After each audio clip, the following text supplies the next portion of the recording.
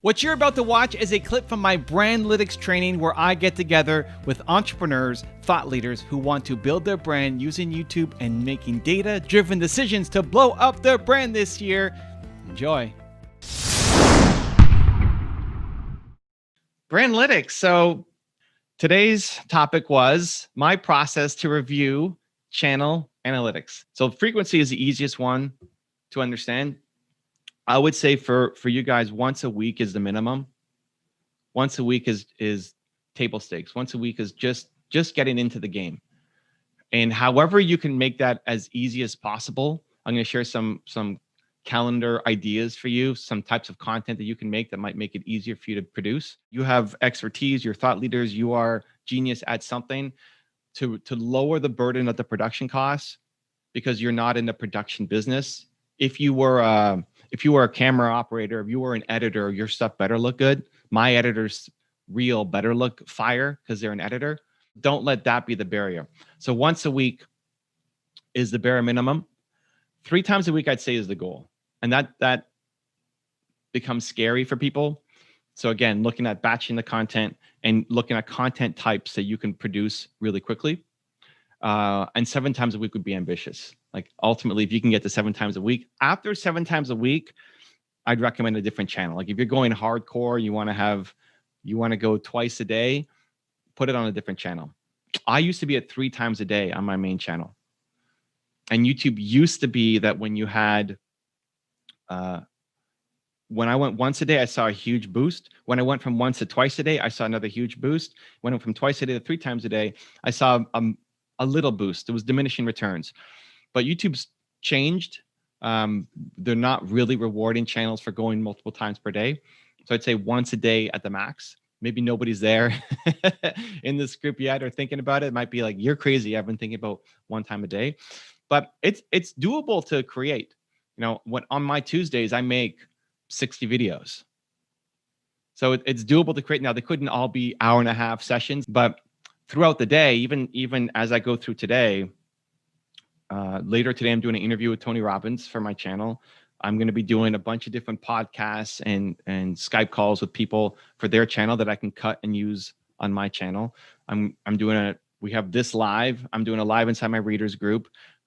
So you can plan your days to have one big day either per week or per month to create the content so that you have an effective schedule to go off and actually create consistent content. If you just kind of hope and wait for you to have free time to do it, you're probably never going to have free time to do it. So you got to put it in your calendar to actually make sure that it happens. Laura Cobb has a question, says, what if I'm comfortable being on camera, yet I'm not sure how to set it up?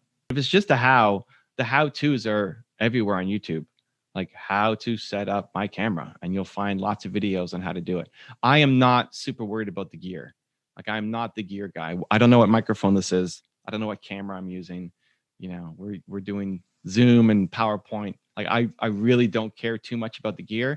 I'm still making videos from my iPhone. You know, there'll still be videos on my channel that go live from me holding the iPhone and walking. So the how is always pretty easy to figure out. Getting comfortable on camera is the hard part. So if you're comfortable on camera, press record, start making videos, and get better. People get too locked up in the gear and how to do it. The gear really doesn't matter too much as long as we can hear you. Nicola is asking, is it better to post 7 times a week a short video, 4 to 6, or 3 to 4 times a week, 10-minute minimum? I'd go longer. I look at 10 minutes as the barrier. Like try to get to 10 minutes every time. 8 at a minimum, but try to get to 10 minutes as you're going through it. It's really hard to get a 4-minute thought leadership video to rank.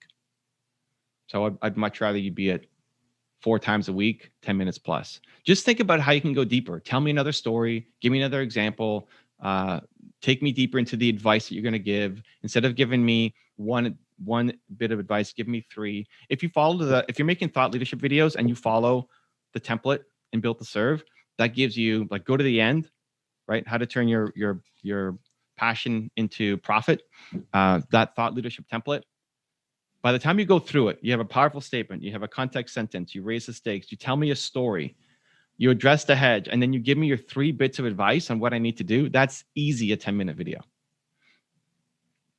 So I'd be looking at 10 minutes still as a minimum. Anyway, so that's the calendar that I would look at. Once a week minimum, 3 times a week is the goal, and 7 times a week would be ambitious. So how do we do it, right? How do we do it? Like you look at that, you say, oh my God, that's crazy. Number one has to be batching content.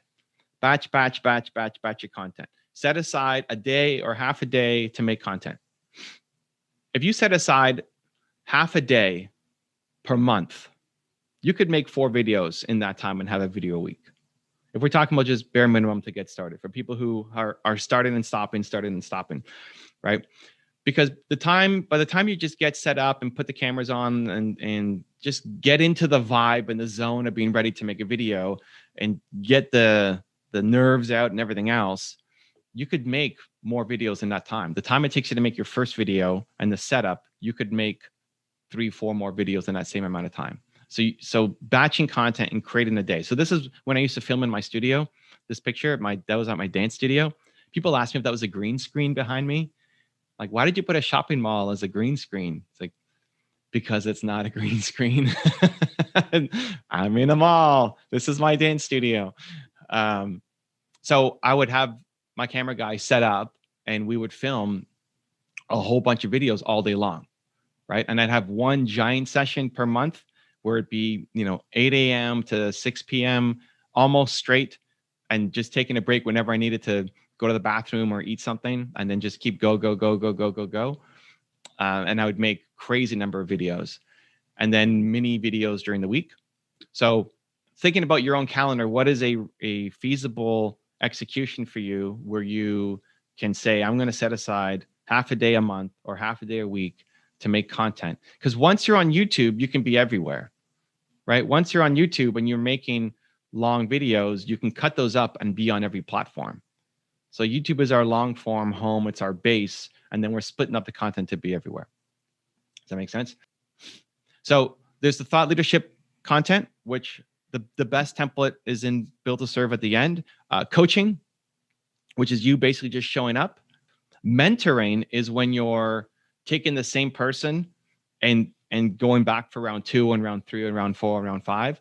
So think about some of the people that you have helped, who you just have a great vibe with, who you love being with, who they take your advice and they do something with it.